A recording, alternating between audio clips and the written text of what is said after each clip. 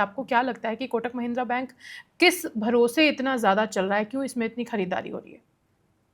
देखो खरीदारी तो हो रही है but at the same time आप देखोगे तो कंपेयर टू अदर बैंक्स एक अंडर परफॉर्मर रही है कोटक बैंक। अगर इवन अभी हमने गिरावट एक्सिस बैंक में भी देखी है या आईसीआईसीआई बैंक में भी देखी है, पर उन्होंने परफॉर्मेंस पहले इतनी अच्छी दे दी थी। कोटक बैंक अगर मैं देखूँ तो ऑलमोस्ट 2022 के बाद हमने मार्च से लेके ऑलमोस्ट जुलाई तक एक अच्छी मूवमेंट देखी जो वो रेंज से बाहर गई, बट वापस अभी इतना गिरने के बाद भी हम we are not able to see कि अच्छा इसमें किसी को रिटर्न्स अच्छी मिल रही है। तो मेरे हिसाब से जिनके पास कोटक है वो बेटर स्विच कर ले, क्योंकि इसमें रिटर्न्स इतने नहीं दिख रहे मुझे जो आपको एक आईसीआईसीआई बैंक दे सकती है। Even Axis Bank looks very good to buy और invest at these levels. So I think जब तक ये न्यूज बेस्ड है या फिर इसमें conflict of interest from the bigger banks आ रही है या इन्वेस्टर्स से, it is better to switch और look for some other banks which are more sustainable.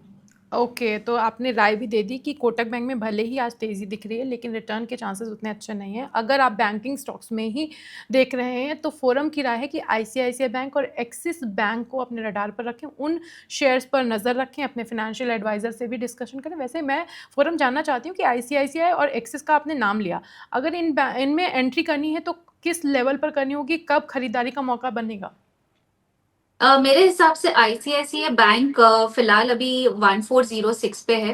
तो आप अभी से लेके 1400 की रेंज में आप ले सकते हैं। आपका एक स्ट्रिक्ट स्टॉप लॉस ही बन सकता है 1380। तो आपका जो रिस्क है बहुत लिमिटेड है, ऑलमोस्ट लाइक 20 to 25 पॉइंट्स का। और अपसाइड में आपको काफी मिल रहा है, ऑलमोस्ट 1450 से लेके 1450 से लेके 1460 एक ट्रेडिंग रेंज बन रही है। और आप इन्वेस्टमेंट के तरीके से भी देखो तो अगर प्रीवियस हाइज 1490 का भी एक अपसाइड टारगेट है।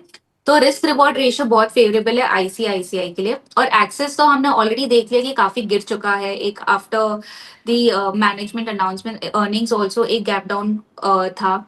तो ये अभी एक बेस फॉर्मेशन है, तो यहाँ पे भी रिस्क रिवॉर्ड रेशियो बहुत अच्छी बन रही है जो करंट लेवल्स पे भी ले सकते हैं। सिर्फ स्ट्रिक्ट स्टॉप लॉस लगाना होगा 1039 पे।